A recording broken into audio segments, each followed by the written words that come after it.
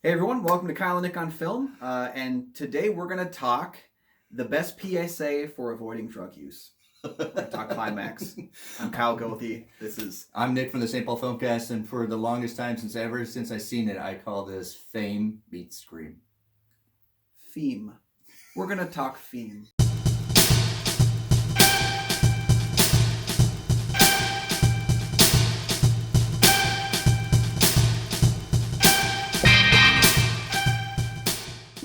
All right, welcome back to Kyle and Nick on Film. I'm one of your hosts, Kyle Goethe from GoatFilmReviews.com. And I'm Nick from the St. Paul Filmcast. Today we're going to talk about Gaspar Noe, who I think works specifically in the realm of unforgettable rather than memorable. Unforgettable, uncomfortable. Yes. This is my first Noe film.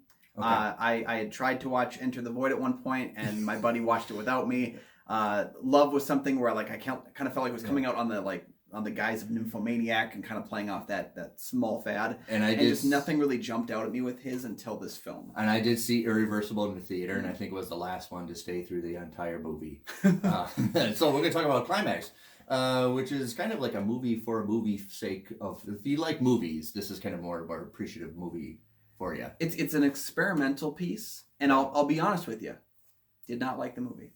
You didn't like Did it? not like it. My biggest issue with it... I think he actually would appreciate that. That's fair, because I was going to point out a quote he said where he was kind of concerned with the people who liked this film because he wants art and his films in general to be divisive. Yeah. And he was kind of confused as to why this one was more well-liked, more well-received overall. And to which I can say, hey, thank goodness for me, because I can be one of those people that didn't care for it. And I actually appreciate it because, not to put the content, but actually this isn't very exploratory. This is actually questioning films that we can't just make nice cutesy films, mm-hmm. but what is the catalyst for making films? Is it to irritate you? Is it to make it pleasurable? Definitely this is an irritant film. Mm-hmm. At the beginning of the film is kind of, you have this wintry, very Puritan scene, which is the most beautiful part of the movie. Mm-hmm. And then it goes downhill from there. Talking about beauty in the film too, yeah. I will not fight the very well-made technical aspects of the film. Yeah. I think the opening is amazing. I love his kind of hit you in the face with title cards and, yes. and the way he plays with that form a lot. I love the choreography of the dance sequences. My wife watched the film with me, and that was what she said starting off, was like, wow, this movie's very well choreographed. It's lovely. I mean, everyone in the film is a dancer. There are only a couple actors. Yeah, they're not really much acting experience. Yeah. So it's all dancers, really. So like the choreography better be good. Everything's just well shot. There's that 42-minute long single take. I think, again, there's not a lot of issues with the technical aspects of the film. For me, it just all falls apart with, you can be experimental, you can use a lot of symbolism, but you've got to have it, for me at least, tied to some sort of story. Then that's the emptiness of it. There is no story to this. This is moving on to one event to another, cutting conversations that who really cares if you're listening in on these conversations? Yeah, not a lot of those conversations. They don't really have much content. They're just talking to talk. And possibly, I think he's explaining that the casualness of this is the far more horror, and how people can really be appreciative of them, and they really support each other through dance, and all of a sudden they turn against each other and do the most horrific things to each other. I do like it that it's broken up.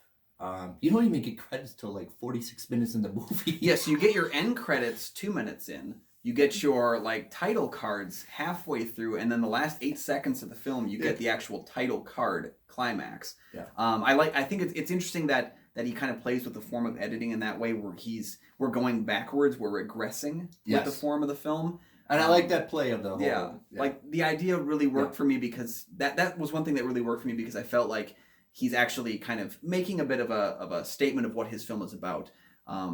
I got lost in a lot of characters I just didn't care about, and story plots that's another weakness of this film. Didn't really connect with. There was a lot of little bits and pieces of it. Sofia Boutella stars in the film, and for those of you that don't know the basic construct of the film, a group of dancers done rehearsing for the night are gonna have a little fun after party. It's funny to see that dancers choose to dance for fun after they've been dancing for work, and then they discover that someone has spiked their drinks with LSD or other concerning substances, and it kind of just all falls apart after that. Sofia Boutella, I think she's a wonderful actress. She's kind of, for me, like a Channing Tatum, where she needs to be used in certain ways. She's not a she's not an acting powerhouse yet, but she can be better. Channing Tatum, when he first got on the scene, was a pretty bad actor. I mean, he was good at a couple of things, but he's very stiff and but he paid for the lessons. He worked on his form a little bit, and now he kind of picks roles that are good for him, and that's why we get good acting performances from him in certain aspects. I think Dave Bautista is another guy who kind of like stumbles because he doesn't really know what his acting role is. He comes from another world. Sophia Boutel is that way as well. The interesting thing is, as Gaspar hired specifically just dancers, and that's why the dance performance is phenomenal. But in between takes, he would interview it, and the interviews seem almost like an interrogation. Their authentic answers. The only one that was scripted was the person that's kind of, you can tell that the lines were actually her uses or lines of that she came from Berlin and the catalyst of other things. But everybody's authentic answers, and it seems very horrific. Their answers, even though they're genuine. Also, they're framed. The whole interrogation's framed with kind of gives you where the direction the film's going to go. So you see like he's citing Nietzsche, which said he's going beyond good and evil, and the whole Superman complex and society's based on cruelty, and that's why he probably uses Nietzsche to get Taxi Driver, Possession, and Suspiria. So you know right away this is going to go south. Very quickly. I like that. I like that he chose to make something, because apparently, I don't know if it was accidentally done like this, but shot in full screen those moments, and they were just going to use black bars, and then he superimposed stacks of his films and books that inspired him. Things like Taxi Driver, the book, I noticed was in there. The inspiration for that. The book, which makes sense because again, like we're devolving quite a bit. It reminded me of the opening to Us, where it's like, we place that little TV screen with the Hands Across America, and then we've got the peppering of films that influenced. Totally a cool idea. I do like it a little bit. If you watch it the second and third time, you get the dance kind of interprets the character. So the character of David, who's very much the beastly character of this. He's very much an antagonizer. Definitely has a dance move where he's acting like a monster, like a minotaur, and then he constantly harasses Silva. You get the girl from Berlin who actually exposed almost bare naked who she really is. She's actually revealing who she is through dance. So it's kind of a little bit of, if you watch the dance, they're interpreting their characters and what's going to eventually become. What I liked with that was this is a very explorative, experimental film. Reminds me a lot of Symbio Psychotaxiplasm, which came out in the 60s, and there was a couple of follow-ups to that too, where you kind of just put people in a room and just film them being them. I like that there was that give and take, but the problem is you're working with people who maybe don't have the experience of acting to give a character story, and everything is interpreted through dance. Which again, the dance stuff works, but then you don't really they're not dancing for the entire film. The dancing part is the strongest part because you do. I felt like I get more character from the dance sequences than any of the dialogue pieces in the film or any of the screaming. I think there was elements of each character that I thought was really cool. I think if you really wanted to do it, and it will cut time and maybe a short film, you do the dance sequence and you just slice into after they indulge in all the beverages, and then you see the horrific, and you cut it there. But the dialogue and the exchange is completely unnecessary. It's almost a fill. And for me, it was just it didn't give me anything to latch onto. There was the two guys who were talking about all the women that they were gonna get with that night, and they were doing it in a very like macho, animalistic, macho way, which more power to you, but that's just, it didn't really. It didn't teach me anything about the characters other than I don't like. And those are the two guys you don't really have to worry about. So it doesn't really follow that pattern of why we emphasizing these guys. There was elements of characters I really liked. Again, I liked Sophia Boutela's like the way that she worked with the material. I felt like I wanted more from her because there's just not a story to the character that I connected with. The mother and her son. I mean, I connected with her character because I just thought to myself, if I were messed out on drugs and realized my kid was in this room with a bunch of people that I know, but they've only done 3, I think they said they did 3 rehearsals. So she doesn't know them terribly well. And she's stuck in here and everyone's on drugs. And what do you do? Like, that part was horrifying to me. Again, there were certain elements of these characters I latched onto, but I don't think any of them gave me a character that I cared, that really brought me through the film. And that's almost the extent of it. You don't really have any sympathy for or empathy for any of these characters, even though what that's happening to me and finally get cringy, you kind of get repulsed by their actions, but you don't really have any sympathy for the consequences of what they're doing.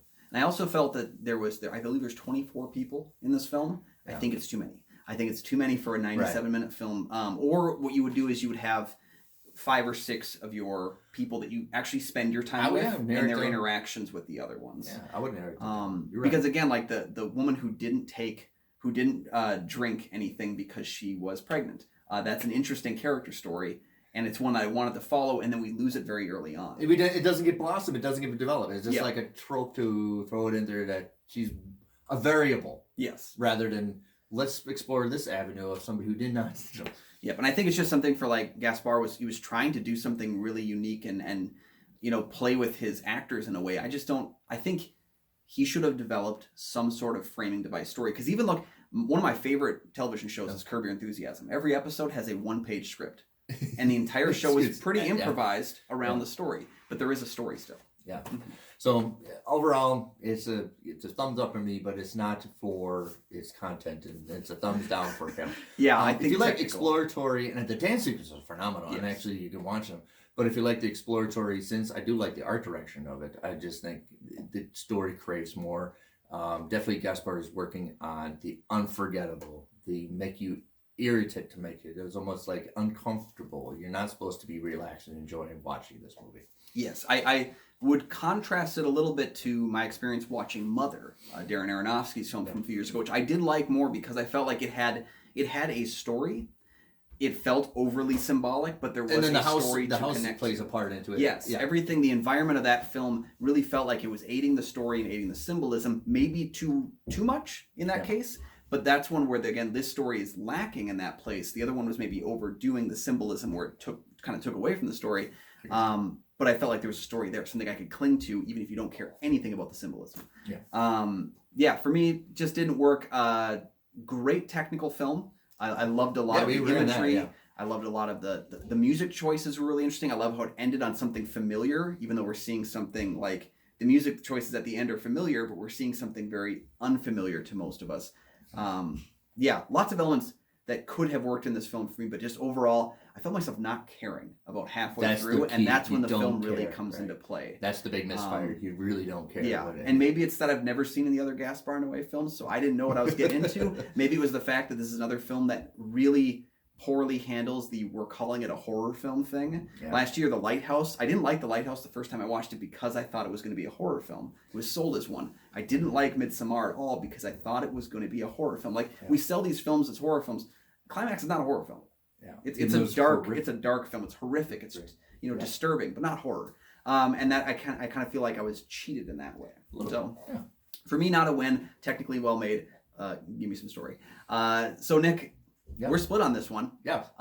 Which is great because we want to hear the deciding vote, which is you.